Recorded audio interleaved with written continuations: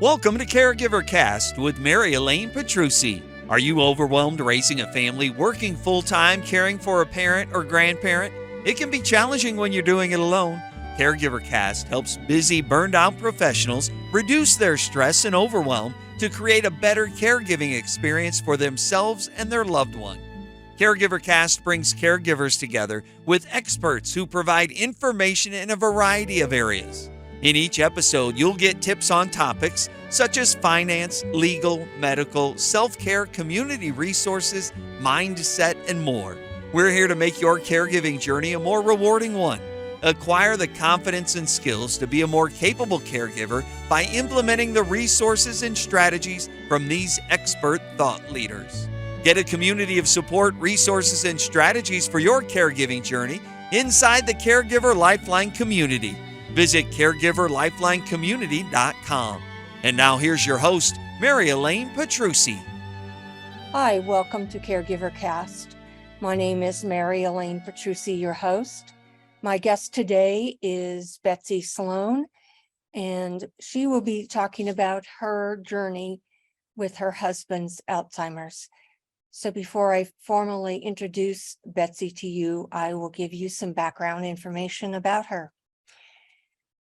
Betsy's husband, Matt, was diagnosed in 2010 with early-onset Alzheimer's, and she had to fight to get a diagnosis. We were told Matt was too young for Alzheimer's, and I became so angry that about how we were treated by the medical community. So Betsy turned her anger into a passion. She went to her car to do videos to raise awareness on early onset Alzheimer's and to talk about caregiving. And she was very surprised at the response. In June 2018, Jean M. White, station manager of Passion World Talk Radio, saw one of my videos and asked if she could interview me. Jean was starting her show about caregivers and asked if I would speak weekly. I was on Jean's show for 14 months, and I was given my own show, which I named Chatting with Betsy. No one would ever walk this journey alone during caregiving or after caregiving, so she created and founded the support group, Kick Alzheimer's Ass Movement Group on Facebook. In November 2021, she was nominated and received the Caregiving Visionary Advocate Award from caregiving.com. She is proof that you can survive and thrive during caregiving. So even though Alzheimer's took her husband, Matt, she became a better person, where she found her gifts, her voice, and her power. Welcome to Caregiver Cast, Betsy. How are you? Thank you, Mary Elaine. I'm fine. Thank you for having me on. I could get emotional just hearing my story. I know. Brings tears to my eyes. I know. I'm so glad you're here to talk about early onset Alzheimer's. My mother had Alzheimer's, but that was normal within her age range. So describe a little bit, Betsy, about some of the signs and symptoms that you noticed Matt was experiencing and Sure. How he became diagnosed. Sure. That's a great question, Mary Elaine. Matt was always absent-minded. So when he became more forgetful, I was concerned, especially because Alzheimer's was in his family. His mom had it, his grandmother, and later on, Matt's aunts and uncles had it. Wow. He was the first to have it early. And I started, he had to be reminded more, of his keys, take his lunch to work, doctor's appointments. Matt lived in this area his whole life. So when they were adding a left turn lane to a major street in our neighborhood, it confused Matt. I couldn't figure out, why is it confusing to you? You just make a left if you're going left. Otherwise, you stay straight.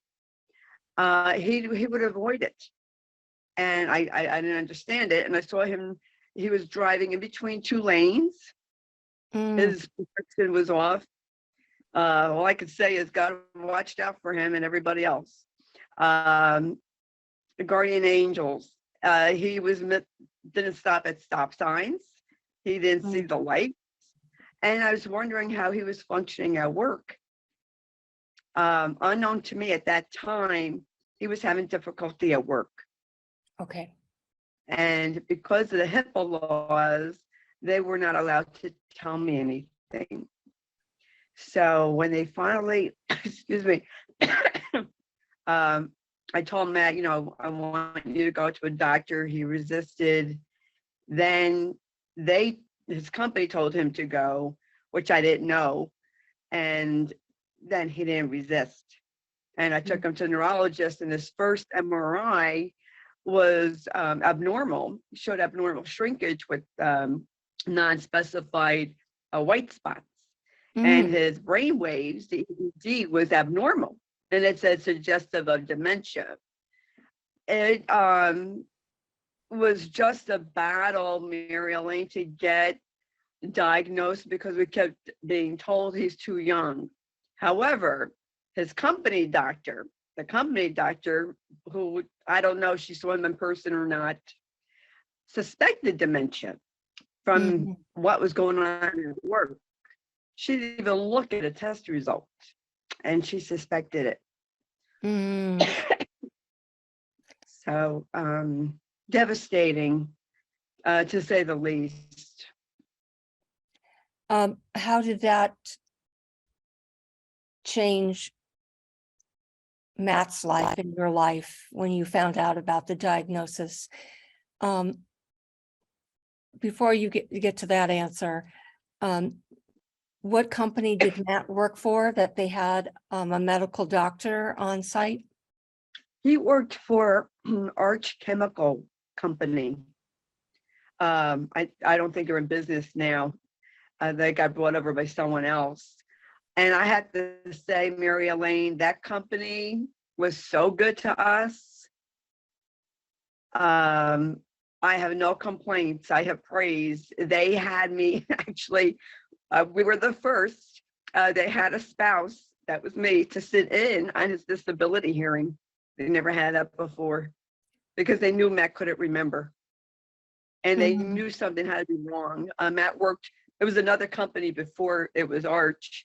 So Matt worked with these people for 14 years. They loved Matt. They knew something had to be wrong. He was making huge mistakes at work that he could have been fired for, but they didn't fire him. So we were fortunate. Wow. Well, at least they had the notice that there were differences, that they suspected something was amiss, and because of his great work performance, they were willing to give him that latitude so that he could figure out what was definitely wrong with him. So yes. I really commend the company as well. So how did this diagnosis change your life and Matt's life? Wow. Well, with Matt, I mean, it took away his independence eventually. I had to take away his car, and it was leased, and I had like a little over a year left. I had to pay a hefty fine. His perception. I'm very grateful that Matt progressed slowly until his last 2 years. So it just changed him, and what he could do. His independence was taken away, his vision. Matt loved to read. He loved to read, and he couldn't read. He said the words would be jumping out at him. But he tried for as long as he could to read. He had to give up teaching Sunday school because he couldn't read. And the driving, he was totally dependent on Josh and I. And of course he was depressed with that. And at times he would say, "Oh, I hate myself." And he didn't like it. He accepted his condition, his diagnosis, but he didn't like it. And yeah, you can accept something and not like it. Um, it changed, and we, of course, we reassured him that, we love him, that we'll help him. And it changed my life. Never did I think, get emotional, that I would go in my car and go on camera because I'm very, I believe people don't believe it, but actually a quiet person who doesn't like the spotlight. And yet look at me. um, but I had to turn my anger into a positive, or it was going to destroy me. And I was not going to let this disease destroy me, Mary Elaine. I was determined. I was not going to let it get the best of me. I was going to take Matt away. And I did find my gifts and my power and my voice that I'm using to help other people. I was in a very deep, dark place that I had to pull myself out of, which is why I created and founded a hashtag Kick Alzheimer's Ass movement. That's why I named it that, because either it was going to kick my rear end or I was going to kick its rear end. And I became vocal.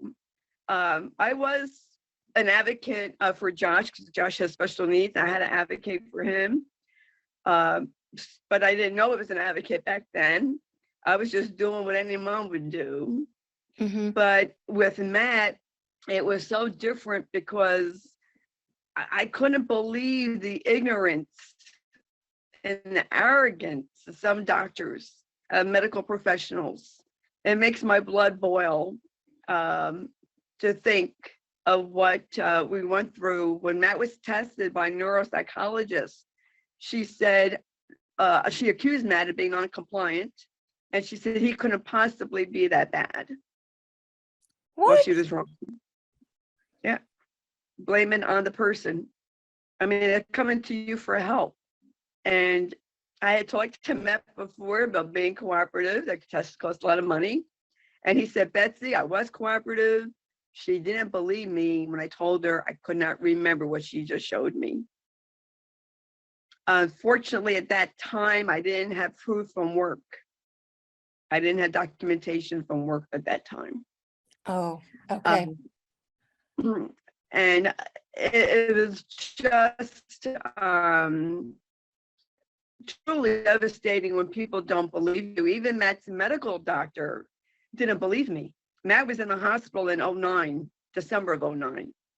And I said, Matt's having memory problems. And he blew me off until he got that letter from the company doctor. Then he called me up and went, well, I won't say what he said. And he's like, "Betsy, I can't believe this." And I said, I told you he's having memory problems. Oh, another thing, Mary Elaine, before I forget, I was in the hospital in November of 2009 also, but I was in for 2 weeks. And Josh told me, Daddy didn't know how to order from McDonald's. I had to help Daddy order. He didn't know what to do. Matt didn't know how to write out a check. He needed money. And I was like, "What do you mean you don't know how to write out a check? You used to do it for your mom." And, you start to put these things together, right? Well, he can't order. He can't write out a check. What's going on? And, to be told, "Oh, he's too young." Doctors didn't know 12 years ago what they know now. And I only can hope that they are more educated now, but apparently not, because my brother had undiagnosed dementia at the time of his death, and the doctor didn't believe him either. So that was in 2020.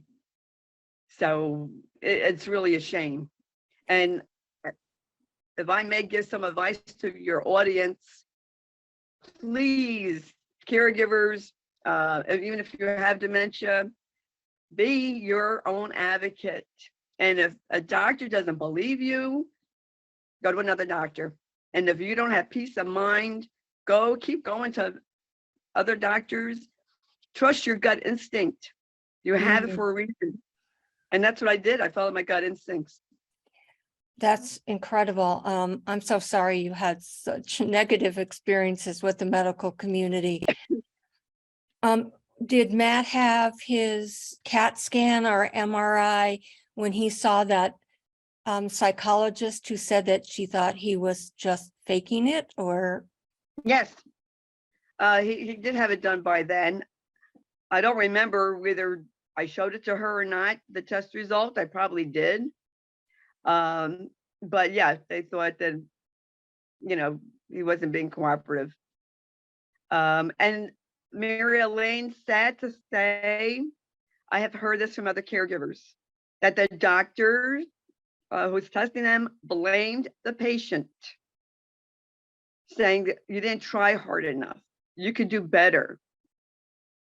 I don't get it. I really don't get that. I don't either. Another thing that I don't know if you attempted to do, but if you asked for a referral to a speech language pathologist like myself, we could have documented those deficits pretty clearly. So if anyone out there is listening, yes, you need a neuropsychological evaluation, but you can also get something quite similar, if not the same, from a speech language pathologist. I mean, we can't get as detailed as a neuropsychologist, but we can do testing, and the testing could definitely show deficits and how severe. Wow. No, I did not know that at the time about a speech language pathologist, to take Matt. But that's an excellent idea. Just That's good. as kind of like a supplement, just to give more weight, I guess, so to speak, to the deficits that you're seeing with your loved one. You can ask for speech language pathology or a neuropsych evaluation. And like you said, just go and go and go and advocate for your loved one until you get a diagnosis that corresponds to your gut instinct. Yes, yes. And Matt was seeing a psychiatrist, actually, being treated for depression. And of course, it wasn't working because, depression, of course he would be depressed. Who wouldn't be? And the psychiatrist said, his MRI says his brain has shrunk. His EEG says it's just a dementia. He has dementia also. He got it. I don't know why the other ones didn't. So I put my foot down with Matt's neurologist at the time when Matt asked me what time Sunday school was. They taught for over 20 years.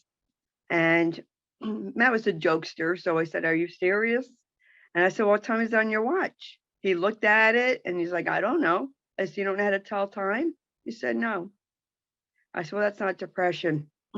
So when I went back to the neurologist and I said, "You know how to tell time. That's not depression."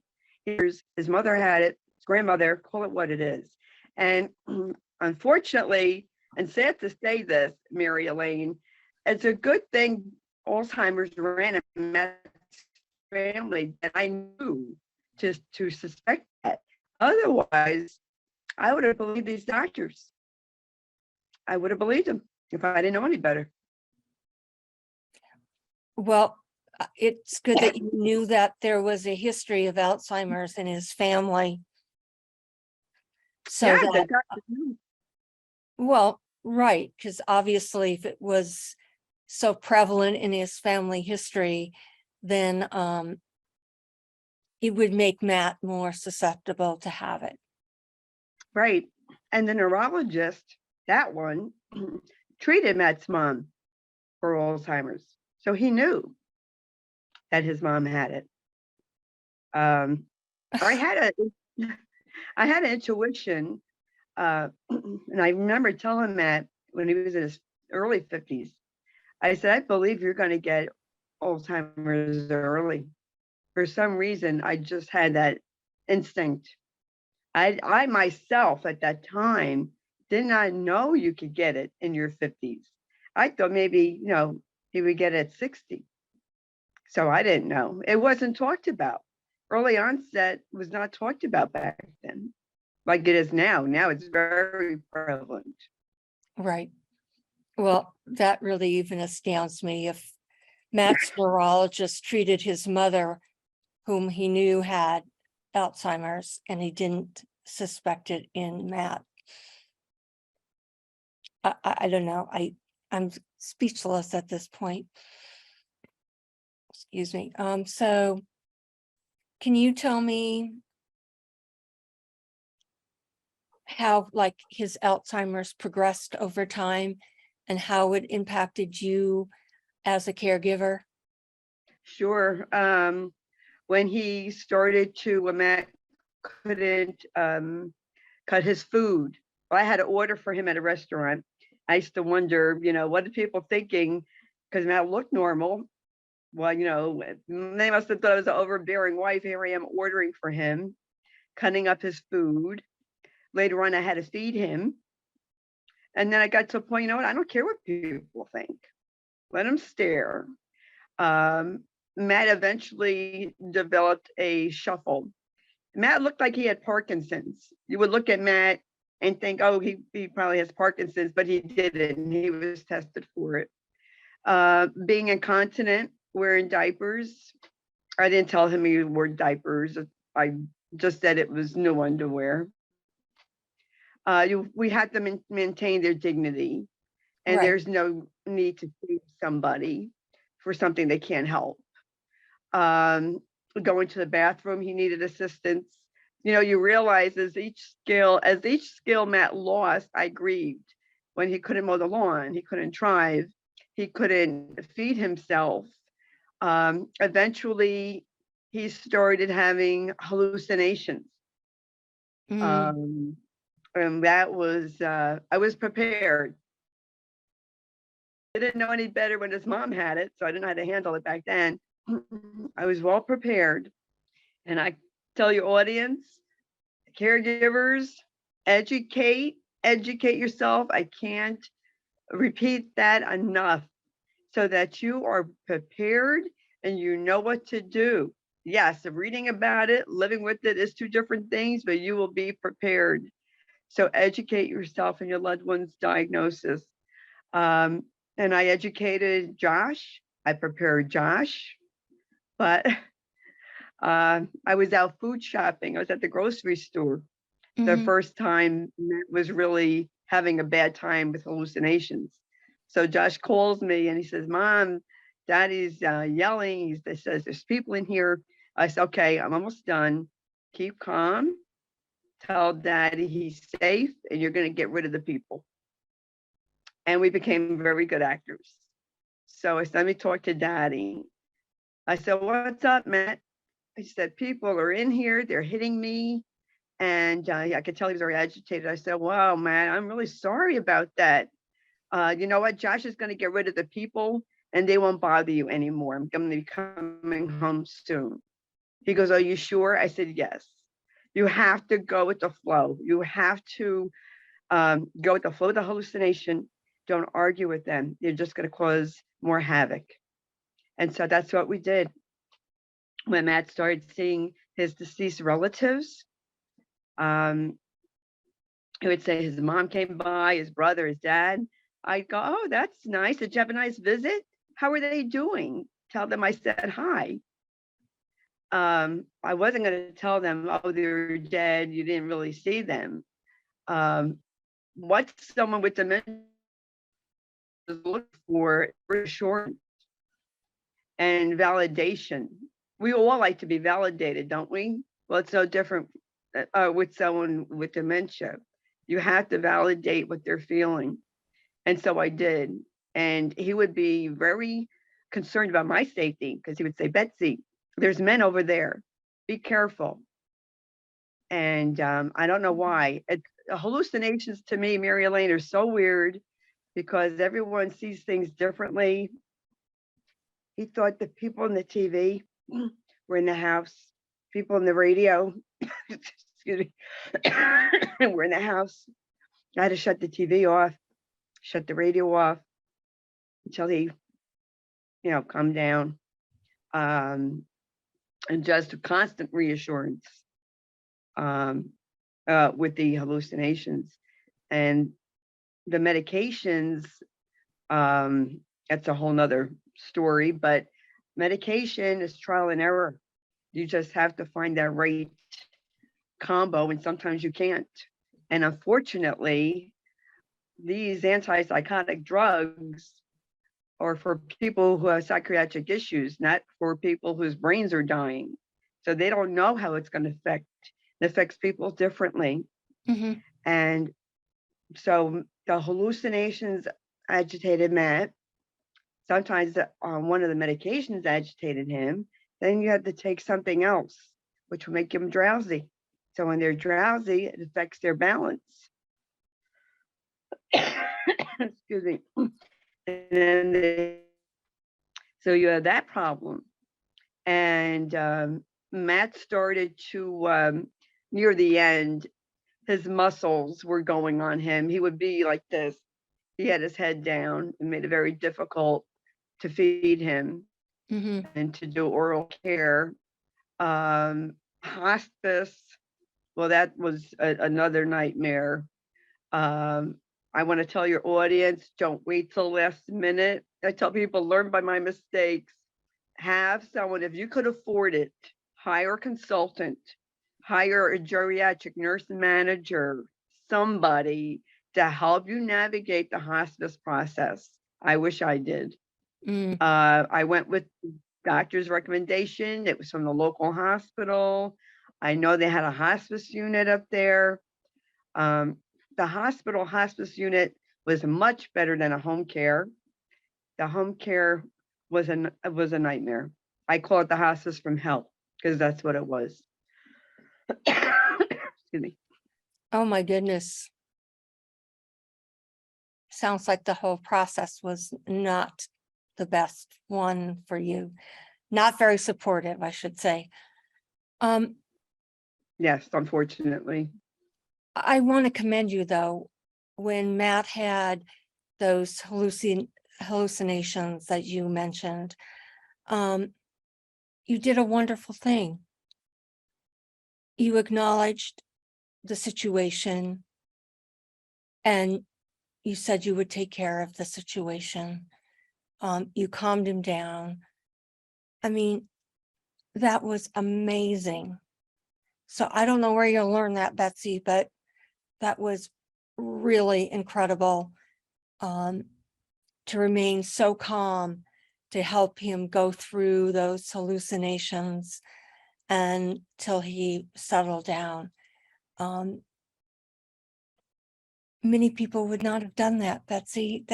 I give you so much credit for seeing the situation for what it was and adapted to it so perfectly. So thank you for that. Oh, you're welcome. Thank you. And Mary Elaine, I learned from other caregivers in support groups, joining support groups, whether it's in person, online, very important. Listen to people who, I mean, back then they didn't have the webinars or the YouTube like they do now. There's so much information out there now. This might sound harsh, but I'm a Jersey girl, so I tell it like it is. There is no excuse at all for a caregiver not to educate themselves in this day and age. There's Teepa Snow, has excellent videos. There's other people who have videos on YouTube for free. There are people giving webinars. There's a Dementia Spotlight Foundation, excellent source of information. There just is no excuse. And when a caregiver tells me, oh, I don't have time. Are you watching Netflix? Do you have time to watch Netflix? Then you have time to educate yourself with the video. And education is, knowledge is power, as they say. And you really, you have to be knowledgeable. When you talk to a doctor, you better know your stuff, and do your research, which I had to do. I'm also a licensed practical medical background, but when Matt's Exelon patch was increased, he had side effects, and I told the doctor, and he said, "No, that can't be." I said, "Oh, yes, it can." And I said, I looked in the physician's desk reference and I researched, yes, it can. So put him back on the regular dosage that he was on. So this is where a caregiver must be knowledgeable. That, yes, I agree. Advocate for your loved one and then go into a doctor's appointment armed with all the information that you can. That is incredible. And your questions. Pardon me? And your questions. Have your questions written down. Because unfortunately, they only have 15 minutes. That's all they're allowed. If you get 15 minutes. So you really have to nail them to the wall, as I say. Mm-hmm. They want you to be prepared. Doctors, I talk to doctors, they want you to be prepared. They want you to have that list of questions. And if you have a doctor that will not answer them, you need to go somewhere else. Mm-hmm. Mm-hmm. I'm also impressed that you went to different medical professionals to get the answers that you needed. So your perseverance is really quite remarkable. So what did you learn from Matt's experience, and how are you using it to help caregivers now? I learned, Mary Elaine, a very deep soul connection of love. We were married 39 years. And of course I loved Matt, but I learned a deeper love, unconditional love. And that I had to speak up for myself, that I am stronger than what I think. And that I've been a leader, just didn't know it. Wasn't advocate and didn't know it. So I'm using these gifts in my voice to help other people. I want people to know you're not alone. We all think we're alone because we're afraid to say how we really feel because we're afraid of being judged. You're not alone. My show, Chatting with Betsy, is to provide people with resources to let them know they're not alone. I interview different people about many different topics that anyone could benefit from. You don't have to be a caregiver to help people. You know, we're in such a mental health crisis right now. Caregivers need help with their mental health and taking care of them. And I say, Mary Elaine, that, you know, with caregiving, self-care is literally a matter of life and death, the caregiver's life and death. If you want to enjoy care during and after caregiving, you must take care of yourself. And, you know, people don't have money to go to a spa vacation. I didn't. But take care of your soul. What are you doing for you? Take that coffee break, whatever your hobby is, take time to do it. You have to take care of yourself mentally, physically, spiritually, on all levels. No, that's a really good point, Betsy. It's really amazing to me that the statistics show that 30% of caregivers die before the one that they're caring for. And that is because they think they're alone, that they don't have time to do self-care, which is so important. Thank you so much for that information. And I'm sure you're reaching lots of people on your radio show. Do you get any feedback from viewers that listen to your podcast or your talk show? Once in a blue moon, I do. Somebody will say, thank you for talking about that. You helped me. I had a beautiful letter from a parent. I interviewed someone with a disability,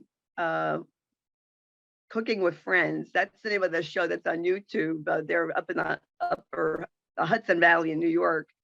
And I interviewed one of the players, and the mother wrote me a beautiful letter thanking me for having her daughter on, and that I did a great job and for bringing awareness to that organization and that show. I'm an advocate for so many causes, Mary Elaine, and mental health is one of them. Alzheimer's, any type of dementia, bullying, against bullying, different disabilities, autism, because my son is on the spectrum.